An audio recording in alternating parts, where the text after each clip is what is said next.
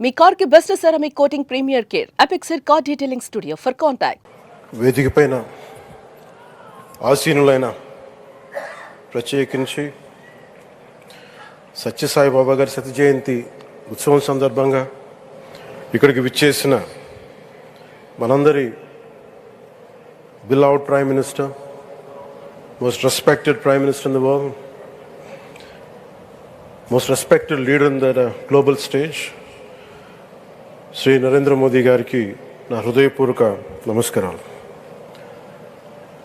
అలాగే తన అపారమైన అనుభవంతో రాష్ట్రాన్ని సమర్థవంతంగా నడిపిస్తున్న నాయకులు గౌరవ ముఖ్యమంత్రి శ్రీ చంద్రబాబు నాయుడు గారికి, భారతరత్న శ్రీ సచిన్ టెండూల్కర్ గారికి, శ్రీమతి ఐశ్వర్య రాయ్ బచ్చన్ గారికి, సోదరులు నారా లోకేష్ గారికి, వేదిక పైన ఆసీనులైన ప్రతి ఒక్కరికి, మంత్రివర్గానికి, బాబా గారు మహాసమాధి అయిన తర్వాత దాన్ని సమర్థవంతంగా నడిపిస్తున్న శ్రీ రత్నాకర్ గారికి, ప్రతి ఒక్కరికి పేరు పేరున నా హృదయపూర్వక నమస్కారం.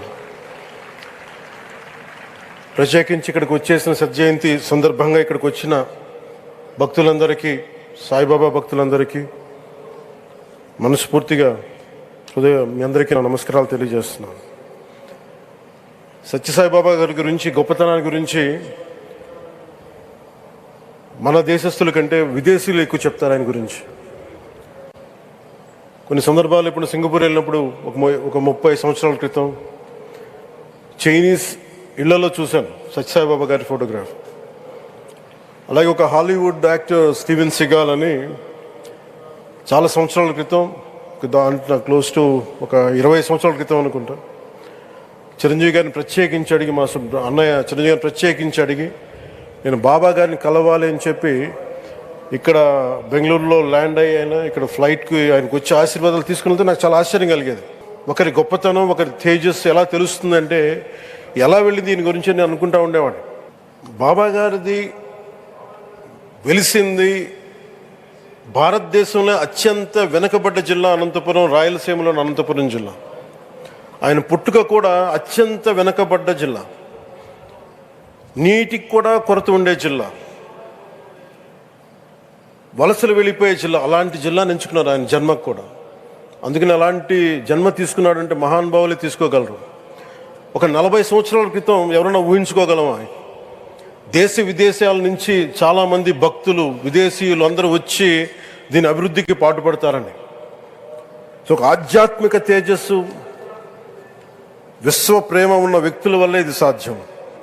అలాంటి వ్యక్తుల కోసం ప్రత్యేకించి గౌరవ ప్రధానమంత్రి నరేంద్ర మోదీ గారికి ఇష్టమైనది ప్రజలందరికీ కనీసం ఒక 50 లీటర్ల నీళ్ళు ఇవ్వాలి, అది రక్షిత మంచినీరు ఇవ్వాలి. అలాంటి పథకం, ఒక 50 లీటర్ల నీళ్ళు కనీసం ఇవ్వాలి అనేది ఒక వ్యక్తికి ఆ సంకల్పం నరేంద్ర మోదీ గారు దీన్ని ముందుకు తీసుకొచ్చారు. ఒక ప్రభుత్వ పరంగా దీన్ని ప్రధానమంత్రి గారు తీసుకొస్తే, ఒక ఆధ్యాత్మిక గురువుగా ఏ ప్రభుత్వం ఆలోచించినప్పుడు, ప్రభుత్వాలే దీని గురించి సగటు వ్యక్తికి నీరు ఎలా అందించాలనుకున్నప్పుడు దాన్ని ఆలోచించింది సత్యసాయిబాబా గారు ఆలోచించారు. అప్పుడు ముఖ్యమంత్రిగా చంద్రబాబు గారు ఉన్నప్పుడు వారికి ఒకటే చెప్పారండి, నేను ప్రజలకి దాహం తీర్చాలనుకుంటున్నాను.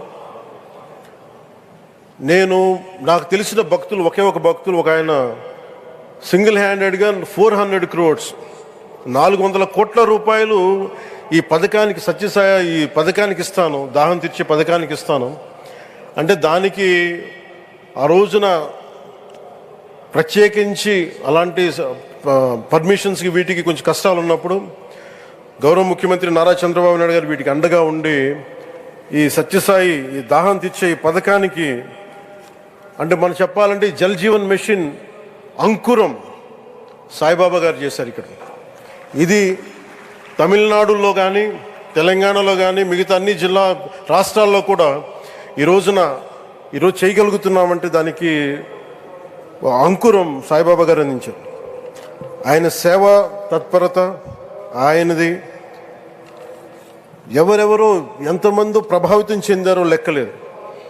ఒకసారి సేవ చేసే వాళ్ళందరినీ చూస్తూ ఉంటే మా వదిన గారు చెప్పారు, ఒకసారి భోజనం తింటా ఉంటే ఎవరిని ఇంకొకసారి ఇది కొంచెం అన్నం పట్టరా అంటే మా అన్నయ్య గారు చెప్పారండి. వాళ్ళ అనక ఆయన ఎవరో తెలుసా, ఆయన ఒక farmer IAS officer, senior IAS officer అని. ఆయనకి సెలవులో ఉన్న సమయంలో వచ్చి ఇక్కడ సేవ చేస్తారని.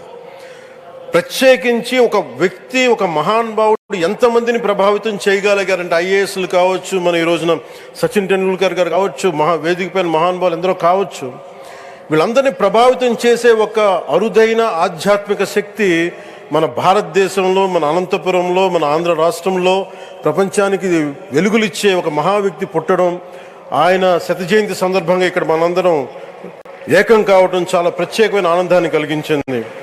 ఆయన సేవా తత్పరతని, స్ఫూర్తిని మున్ముందు మేమందరం కొనసాగిస్తాం. గౌరవ ప్రధానమంత్రి అవర్ బిలౌడ్ ప్రైమ్ మినిస్టర్ ఆధ్వర్యంలో మేమందరం కొనసాగిస్తామని తెలియజేసుకుని, ఇదే సేవా తత్పరతని ముందు ముందుకు అందరం కొనసాగించాలని తెలియజేసుకుని సెలవు తీసుకున్నాను. జై హింద్.